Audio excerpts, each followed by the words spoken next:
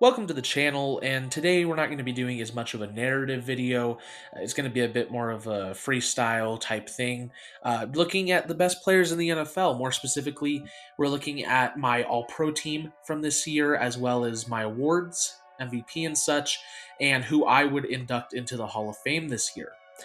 Starting off with the first team All-Pro offense from this year, at quarterback, we've got Josh Allen, who I do believe was the best quarterback in football this year. Lamar Jackson is going to win MVP. That's just pretty much, foreclosed at this point. But Josh Allen, to me, was pretty simply, he was the best quarterback. He added the most to his team. He did a lot with not a lot to work with, to be honest. Stephon Diggs was not his normal self this year. James Cook was very good for Buffalo. But at the end of the day, there just wasn't a lot going for Buffalo on offense. And for half the season, their defense wasn't really even that good either. Josh Allen, he just, plain and simply, he was the best guy in football this year. That might spoil later a pick for MVP. But Josh Allen was incredible. And that's why he's my pick for quarterback. At running back, we have Christian McCaffrey, who, again, this is, Josh Allen's maybe not the obvious pick, but for me and pretty much everybody, the obvious pick is Christian McCaffrey at running back. It was a down year, in offense all around, but McCaffrey still stuck up for sure as the kind of standout guy, especially at running back. Great in the pass game, great on the ground. Big part to that San Francisco offense, and arguably the biggest part of the offense there in San Francisco. He had a great year, so first team All-Pro.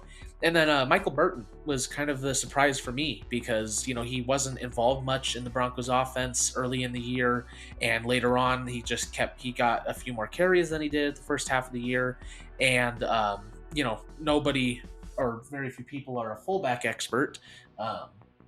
Excuse me, getting distracted. I'm watching the Packers-Niners game at the moment as well, recording this, and they just scored a touchdown, Bo Melton.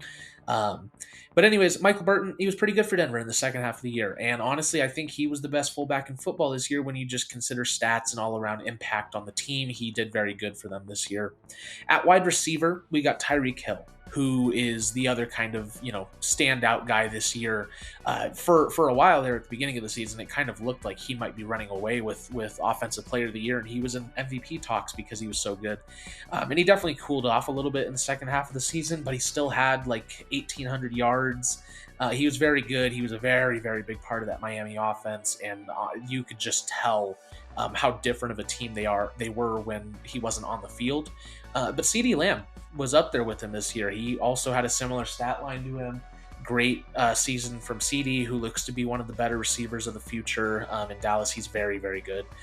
So Tyreek and CeeDee are going to headline it with the quote slot receiver, but really it's just the number 3, Amon-Ra St. Brown, who took a big step this year. He was the pretty easily third best receiver in football this year. Big for Detroit, big for Goff. Of course, he's schemed open a little bit, but when you're as good as he is, you're going to get schemed open. That's just how that works. And he performed this year at a very high level, so he's going to earn this last spot with the first team. George Kittle was the best tight end in football this year. The San Francisco offense was just humming on all cylinders for the most part, and we'll see another few San Francisco players on this video. But George Kittle, besides Christian McCaffrey, probably the biggest impact for them. Brandon Ayuk was also phenomenal this year, but not quite all-pro level in my opinion. George Kittle, he's still playing like his normal self. He's not really lost a step, to be honest. He's still a phenomenal blocker. He's probably especially since Kels is a little bit older now, probably the best tight end in football. That's not much of a debate. Along the offensive line, we're going to start off with Penei Sewell, who maybe someday people will accept that he should have been the pick over Jamar Chase. That's just my opinion. But he's definitely showing why he should have been picked, as he's currently the best lineman in football. And honestly, he was good enough to gain some Offensive Player of the Year consideration from me. He was massive for Detroit's offense this year, and they have a few guys on that offensive line that's very good. We're going to talk about his center, his buddy, in a second. But Penei Sewell is currently the best offensive lineman in football, so he obviously deserves this. And Trent Williams is still doing his thing. He's maybe not as dominant as last season and the year before, but that's all. He also had some historically good seasons last year and the year before. So Trent Williams is going to be up here as well at tackle for me. At guard, we got Chris Lindstrom, who's the best guard in football at the moment. He's just taken off, and I wasn't big on the guy, but then he kind of exploded last couple of years, and he's here now as my first team All-Pro guard, and he's really good, plain and simply. And Kevin Dotson, a great year for him. He was traded for scraps from the Steelers, who didn't have a great offensive line this year, and he would have been very useful to them. He slotted in with the Rams, and McVay's schemes may be what they are, but he was a big part as to Kyron Williams, kind of revitalization in LA. And Kevin Dotson was great. And then at center, Frank Ragnow, like I said, Penei Sewell's buddy, very good. 2 All-Pros on that Detroit offensive line just goes to show, and Taylor Decker's really good too. But Frank Ragnow was the best center in football this year, which might be a little of a hot take. A lot of people would say Kels. We'll talk about him later. But for me, Ragnow was the best center in football this year, which is why he earns the nod. Moving on to the defense, first team All-Pro defense. Dexter Lawrence was a monster. He was really freaking good. He had a historically great season at both, stopping the run as well as creating pressure. And honestly, I think that as long as he keeps this pace, he's on an all-time great trajectory because he's really that good, and he really had that good of a season. And he's not talked about enough, honestly, despite the fact that he is talked about a fair bit. He's not talked about enough as probably the best defensive player in football right now, and he's got an argument for best player overall. So he was really good. And then Aaron Donald had a bit of a slower start to the season, but really picked it up towards the end, and he was phenomenal. He had some really good help. As I'm not doing an all-rookie team, but Kobe Turner would definitely be up there because he was a very pleasant surprise. I was pretty high on him out of Wake Forest. But Aaron Donald's still doing his thing with the Rams, so he is going to get another first-team All-Pro nod. And then at edge, Myles Garrett was the best edge rusher to me this year for football. Advanced stats or not, he's a monster, obviously. He's a giant impact to the Cleveland defense, part of why they were so good. But he individually was just a game wrecker. If Dexter Lawrence didn't exist, Myles Garrett would probably be the best defensive lineman in football. He's that good. And then Micah Parsons, kind of same thing, right? He's a big game wrecker. You notice the difference if he's not on the field. He makes impacts on both pass rush, run defense, and even gets involved a little in pass defense as well, although that's not his strong suit. But Micah Parsons also going to get a first-team All-Pro nod here. Fred Warner, still the best linebacker in football. He has been for a few years now. That didn't change this year. He was once again a just solidified zone hawk in that defensive backfield, as well as a great run defender. So continuing to do his thing. Demario Davis as well. He's just seems to get better with age. I don't know what it is about him. He had a very, very slow start to his career, but later here now, and especially in his years with New Orleans, he just seems to keep getting better. And he's probably one of the better run defenders the NFL's ever seen. He's really that good. Yeah, Demario Davis is just pretty damn good, which is why he's here. And then Blake Cashman, I tweeted this out earlier. I honestly think he's probably the most underrated player in football this year. Blake Cashman was a massive reason as to why Houston was so good defensively this year, especially against the run. The dude was a madman, and he also got in on the pass rush. He got some pressure there as well. But really, he was big. Oh, Christian McCaffrey just broke one off. It was a good game right here. But Blake Cashman was great this year for Houston, and he even was pretty good in their game against the Ravens, but they lost that one obviously. But first team All-Pro this year for me. He was that good. The best corner in football this year was Sauce Gardner, who is we have a lot of great young talent in the NFL right now, which is awesome. But I really don't know if we've ever seen a corner get off to as hot of a start to their career as we've seen Sauce Gardner. Being an All-Pro the first 2 years of your career as a cornerback is just pretty damn insane. And if God forbid he gets better, that's the language. God forbid he gets better, we might be looking at again, an all-time great corner with Sauce Gardner. So he was the best corner in football this year. That's why he gets this. And then Jalen Johnson, another one of those young guys who's just really making their name known. Whoever gets him in free agency this year is going to get an absolute dog because he is really damn good. And at slot, we got Trent McDuffie. Kenny Moore was really pushing. It was really tight between Trent McDuffie and Kenny Moore for this slot spot. But for me, Trent McDuffie was just a little bit better, and I'm a fan of his game. So he earns the nod here. He was, again, a big reason for Kansas City. Obviously, all of these guys are going to be big reasons their team was good. But Trent McDuffie was, probably alongside with Chris Jones, a level of play for the Kansas City defense this year, which has, probably been the best defense Patrick Mahomes has ever had to work with. They're better than their offense right now, and Trent McDuffie's a big reason for that. And yet another young, great player, Antoine Winfield Jr., had a historically good season. I mean, him and Dexter Lawrence were kind of neck and neck there with me, for me, along with another guy we're about to get to. Antoine Winfield was just really dang good. It's all over PFF and stuff, but whether it be run defense, pass rush, pass coverage, whatever it is, he's a dog, and he was really good for them this year. And then the third guy who was kind of just had a historically good season was Jesse Bates, who was really good in Cincinnati, and he kind of tapered off because he didn't want to be there and stuff, and he goes to Atlanta, and he's just as good as ever and probably better than he's ever been. And so again, some really talented guys here in the league right now, and especially on defense, we're witnessing some really special players.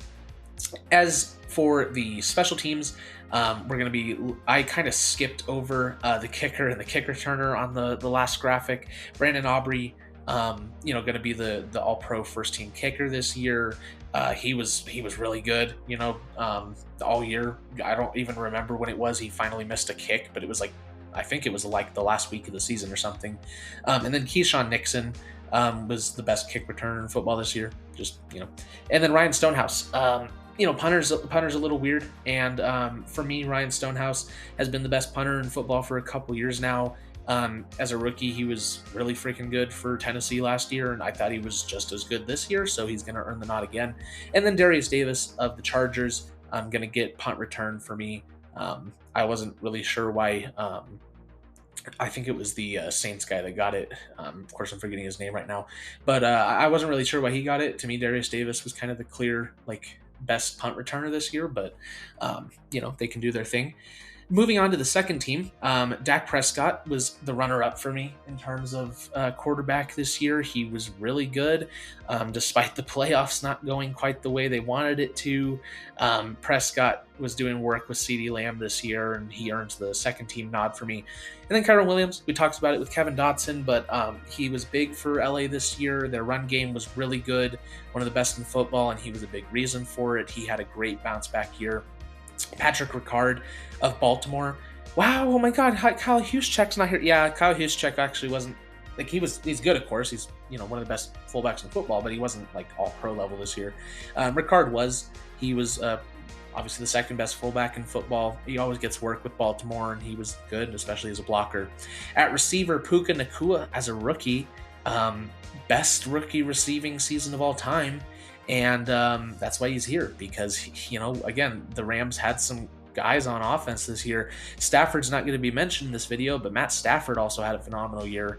And, of course, Cooper Kupp always does his thing. But Nacua was the best receiver on his team this year. He, similar to what I said with Amon-Ra, he gets schemed up, but good receivers get schemed up like that. And, he was doing around Cooper Kupp level things. Maybe not a triple crown quite, but we could see that from Nacua someday. He was really good. AJ Brown feels kind of weird not to be a first team, but just some really talented receivers this year. We all know how good he is. And then Keenan Allen, kind of the surprise. He honestly might not even be with the Chargers next year just for cap reasons. And he's a bit older and had some injuries and stuff. But when he was on the field this year, which wasn't a lot, I think he only played 12 or 13 games. But when he was on the field, he was really good. He would probably been a first teamer. If he had a full healthy season, he probably would have been above Amon-Ra, to be honest. Maybe not near the levels of Hill and CeeDee, but he would have been first team more than likely. So he gets second team for me because when he was there, he was great. And then Kels, he had a slower season for him, but he's also, arguably the greatest tight end of all time. So a slower season for him at 32 or however old he is still a really good season. So he's still going to get second team All Pro for me. Jordan Mailata was really good for Philadelphia. They still got a great offensive line, even though he's the only guy getting the nod here this year. He's been great, really just a surprise story, but everyone knows by this point, and they know he's good, and he's second team All Pro. And then Tyron Smith, still showing that in his old age, even with the injuries, he's still a Hall of Famer. He's still going to be there someday with a gold jacket. And he played really well for Dallas, was a big part of their offense as well. They had a lot of great offensive players.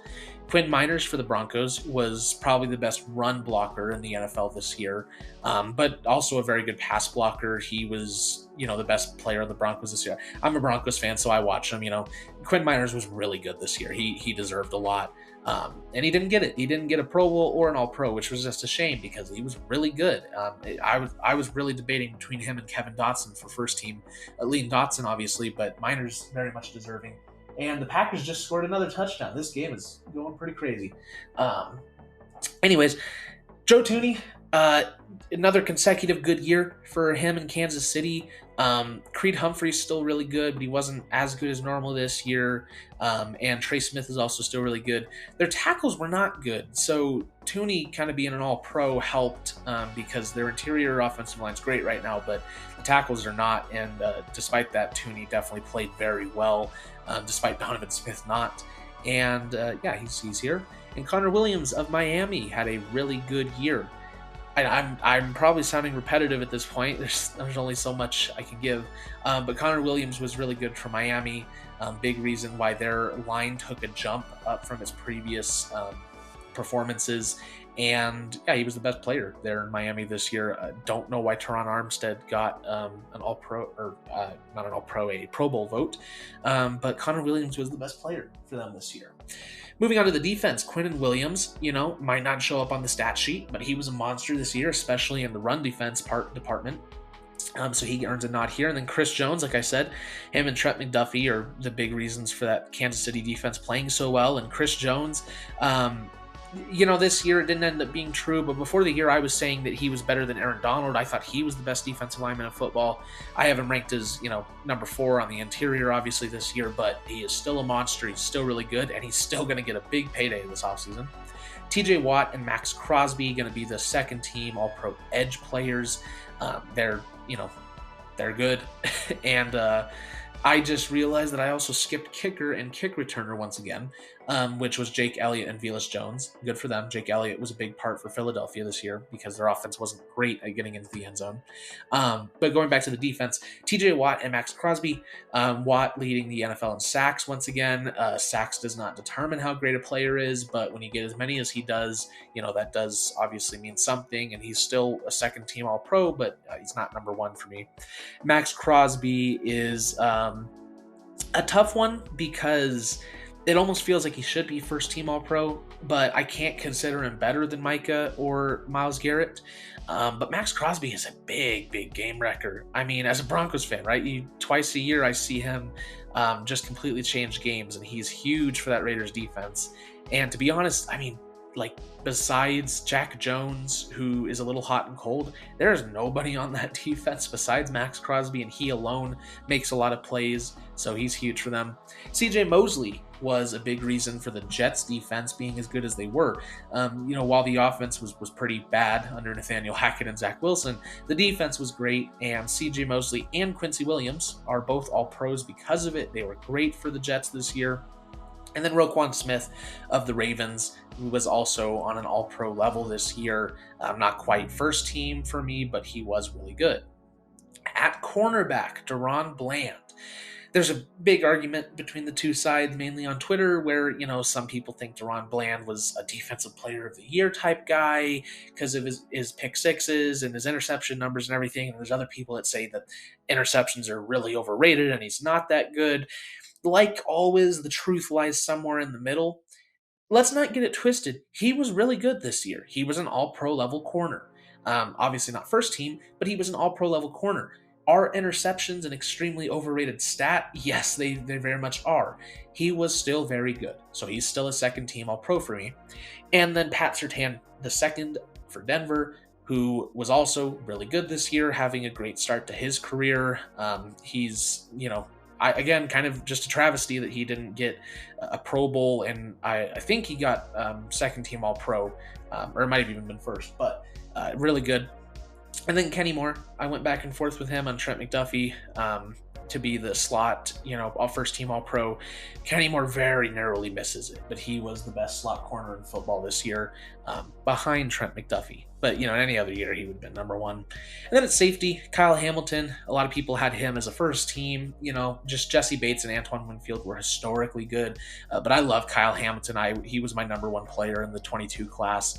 I thought that he should have been taken like number two. I'm pretty sure I had him as like the second best. I was mocking him number two. So he's been really good. And then Javon Holland, another guy I was pretty high on. He was my safety one back in the 21 class. I think he was a part of. He's been really good for Miami, and he keeps getting better. So good for him. And then at punter, AJ Cole was kind of had the numbers, but I don't think he was the best punter, but he number two. And then Deontay Hardy was pretty good for Buffalo as well this year, number two punt returner on the year. Moving on to my awards on this season. For my offensive player of the year, I'm going to go with Christian McCaffrey. I just think his impact to San Francisco's offense, which has so many great players, just kind of goes to show how good he is, because they had other guys that were getting the ball and stuff, and he still did work. He was by far and away the best running back in football. He adds a great ton to the receiving game. Tyreek Hill, Lamb were my runner-ups. Like I said, they were kind of the away best receivers in football, and Hill was very close for me, but I just ended up leaning McCaffrey. McCaffrey's probably going to win it in real life too. But as for the other two, Penei Sewell, I said earlier, I think he's pretty easily the best lineman in football right now. I think he's genuinely good enough to garner some Offensive Player of the Year votes, which he might, so we'll see. And then Amon-Ra St. Brown, just kind of like a more of an honorable mention. It's really between McCaffrey, Hill, and Lamb. But it's going to be McCaffrey or Hill, and I'm going to lean McCaffrey for both mine and for real life. As for the Offensive Rookie of the Year, a lot of people are going to go CJ Stroud with this one, and I understand that. A lot of people are going to say quarterback's more valuable. It is. As for who was the better pure rookie, Puka Nacua had the best rookie receiving season ever, and it's just kind of hard to not give it to someone who had the best rookie season at his position ever. So Stroud's probably going to win it, in reality, but Nacua was just better. But that's not a detriment to Stroud whatsoever. And then Laporta had a very good receiving season. He's probably going to be a pretty good tight end in his career, just judging off of this year. He also had a decently historic season, to be honest. He just some really good rookies this year. And then Jahmyr Gibbs, really got it going for him in the second half of the season. And Jordan Addison, again, kind of like an honorable mention here, but he was really good. He'll be really good for Minnesota. And then Zay Flowers is not listed here, but he was also pretty good this year. For my comeback player of the year, I'm going to go Baker Mayfield. Damar Hamlin, that's just kind of an opinion thing of whether he should get it. I'm not going to go that way, but he's probably going to win it in reality. For me, Baker Mayfield just was the definition of a comeback player this year. He was completely written off. People were talking about, how bad he is. Obviously, things didn't go well at the end of Cleveland. That's its own whole thing, but things didn't go well at the end of Cleveland. Carolina wasn't great, right? He played well in LA, but it was the Rams, right? So he goes to the Buccaneers, who have a first time offensive coordinator and a defensive head coach, and the Buccaneers are expected to be like a top 3 pick. And we're talking about Drake May or maybe even Caleb Williams to Tampa Bay next year, and we don't even know if he's going to start over Kyle Trask. And then he just goes out. And I mean, they were hot and cold at time, but he balled out this year. He led his team to the playoffs. They won a playoff game. Tomorrow they're playing the Lions, and I have them winning that game, honestly. For me, to the definition of what it's called, comeback player, for a guy who was completely written off in pretty much every way imaginable, the way he came out and performed for Tampa Bay this year, he's my winner for it. Joe Flacco, for obvious reasons, just coming off the couch and doing what he did, even if the playoff run didn't last very long. Breece Hall coming back from an injury as a running back like that and playing well. He looks to still have a bright future. Stafford, same thing, right? Getting hurt last year, coming out, playing as well as he did this year. And similar thing for Jackson. Getting hurt last year, coming out, 1 seed, all of that. But, I didn't have him as an all-pro, and he's probably going to win quarterback. So, I feel a certain way about him in his season. I don't think he was like an MVP level player this year, but he was still really good and is going to be in this race for me. At the Defensive Player of the Year conversation, Dexter Lawrence is going to edge it out for me. Although Winfield, Garrett, Bates, Parsons were all very good this year. Winfield, Garrett, and Bates in specific were kind of, on that same historic level. Lawrence just was that good. It really cannot be understated how dominant of a presence he was for that Giants defensive line. And so to me, he's going to be the winner. In reality, it's probably going to be Myles Garrett. I don't think any of these picks, probably one of them is going to be what actually happens. But Lawrence, he deserves it, in my opinion. He's got a very bright future as well. For the Defensive Rookie of the Year, this is probably the only one that's going to be the same, honestly, and it might not be Jalen Carter, but it's probably going to be Jalen Carter, and that's who I have. He was my, I'm pretty sure he was my number 1 player in the class. I'll have to go look. But he was either my number 1 or number 2 player in the class. I had him very high. I thought he should have been taken I would have taken him number 2, honestly, over a guy like Stroud, who I wasn't huge on in the draft process. And he played to that kind of level. Was he Stroud or Nakua good? No, but still phenomenal. He's still the best defensive rookie for me, and he's going to be a great player for Philadelphia. All the off-field stuff aside, he's really good. He was a really good get for Philadelphia. Devon Witherspoon was also really good this year. Thinking back on it, I actually think Witherspoon was my number 1 player in the class, and Carter was number 2. So Witherspoon, living up to the hype. He's maybe getting a little overrated right now because he's kind of being viewed as like this like Sauce Gardner. He's not Sauce Gardner. He's not that good, but he is still pretty good and worthy of being a runner-up. And honest, I wouldn't hate if he called him the Defensive Rookie of the Year. Kobe Turner, we talked about him earlier, right? He was a good get for the Rams in the 3rd round, I think he went. And Aaron Donald got some help there, but Kobe Turner, who I was really high on, I think he was interior number 6 for me or something. Really good get for the Rams. He was pretty good. And then Will Anderson was the other kind of guy that was really seriously competing for this year. He really heated up at the end of the year, especially, but just had a really solid rookie season. And he doesn't play like a rookie. He's got a very good maturity to his game. He has a lot of moves in his bag.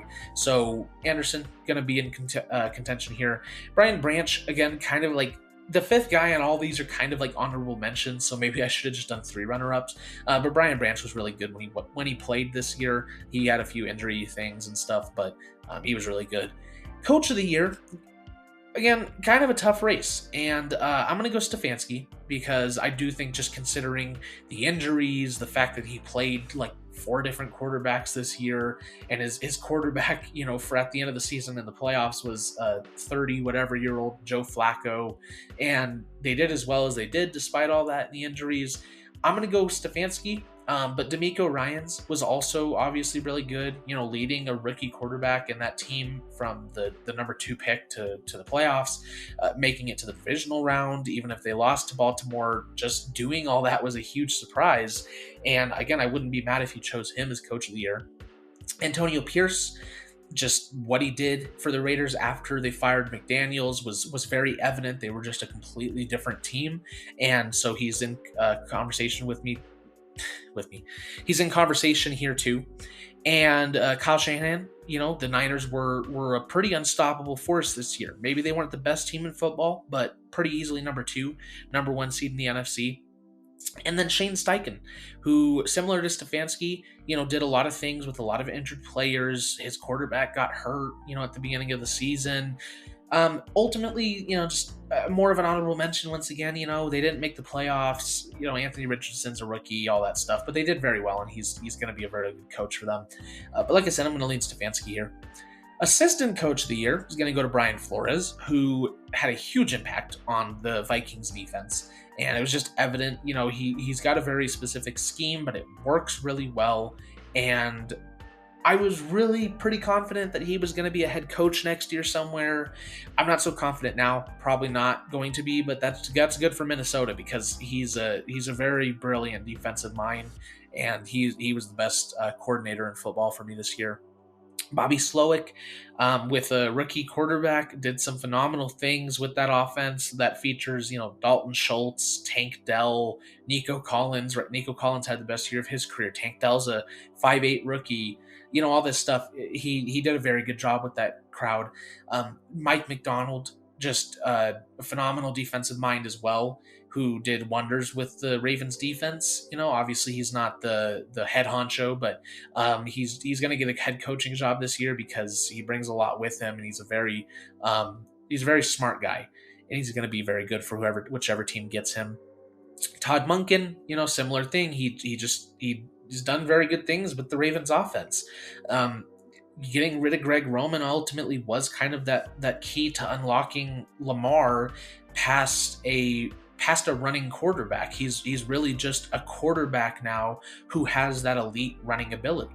As much as I don't think he had an MVP season, Todd Monken was still the reason why he took that leap to being a great passer as well. So with not the best weapons in the world, especially with Mark Andrews being out for most of the season or at least half the season, yeah, Todd Monken was a good get. And then Ben Johnson, he's going to get a job this year. He's probably the most wanted coaching candidate and that I've been watching football, at least that's just everybody wants this guy, and he'll probably do a good job wherever he goes. So he's going to be up here as well. But once again, going to give it to Flores on this one. Just the impact he had on the defense as a whole, which just does not have a lot of great players. Like I know Danielle Hunter had a really good season and stuff, but really the defense just doesn't have a lot to it. So he did a great job. Walter Payton Man of the Year, not really my picks as much, but I would pick Ted Karras if it was solely my decision. Just the impact he has with Cincinnati and their community. Solid player as well, but just what he's done, his foundation is really cool, and I think he deserves it this year. I'm pretty sure he's going to win it with Lane Johnson, Patrick Mahomes, Harrison Phillips, and Deion Dawkins running up with him. Before we look at our MVP, which I kind of spoiled earlier anyways, we're going to look at the Hall of Fame class for this year. They can induct anywhere from 4 to 8 guys in a year, so I'm going to go 8 because they have a lot of guys who need to be in right now, and I don't know why they've kind of have such a backlog of guys who deserve to be in. But the coach contributor for this year is going to be Bud Adams for me, who was a big reason why the AFL merged with the NFL. And so obviously that alone's a very big thing, but he was a big part of the Oilers and Titans organization for a long time, now past, but big deal. And he really should be on the Hall of Fame. I have 2 senior inductions this year. The first being Al Wistert, I think is how you say it, of the Philadelphia Eagles, who played back in like the 40s and 50s. So obviously I never watched him play, but any account by anyone will pretty much say that he's, probably one of the best forgotten players in NFL history. And just when you kind of go and look at some of the stories, some of the stuff he did, he definitely deserves to be in. And then the other guy going to be Randy Gradishar, who is the only player of the 70s to not the only defensive player of the year from the 70s to not be in the Hall of Fame. He was an all-time level linebacker who could probably be just as good, if not better, in today's game, which is generally how I don't view things. Generally, I think the NFL and all sports get better as time goes on. Gradishar is one of those guys where he could have done it in any era, and I don't know why he's not in. At tight end, Antonio Gates, first ballot, one of the best to ever do it, obvious pick. Jari Evans, I think is how you say it, might be Jari, of New Orleans, was a really good lineman back in the day. I didn't get to watch him play too much, but I know how good he was, and he deserves to be in. Jared Allen, don't know why he's not in. I'm pretty sure this is his 4th year of eligibility, and the fact that he's not in is just kind of jarring to me. Julius Peppers, I don't know how he wasn't a first ballot Hall of Famer last year, but again, a guy that just needs to be in. I don't know why he didn't get in last year. And then Patrick Willis, who, while some might say played a little short of a career, he still played till he was 29, and in those years he did play. one of the best that we've ever seen. He was dominant. He had a 5-year stretch where he was pretty far and away the best linebacker in football, and he was really freaking well. I can't say that because Luke Kuechly was a thing, but still one of the best by far, and so he deserves to be in as well. The last thing we're going to show is my MVP, who is, like I kind of spoiled earlier, going to be Josh Allen. Like I said, just the most impactful player to any team in football this year.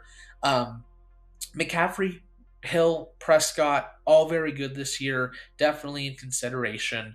This wasn't a great year for quarterbacks, and Dexter Lawrence was even good enough to get some MVP support for me. But Allen is pretty simply just going to be my MVP pick, because I think when you look at it through, he was a dominant offensive player.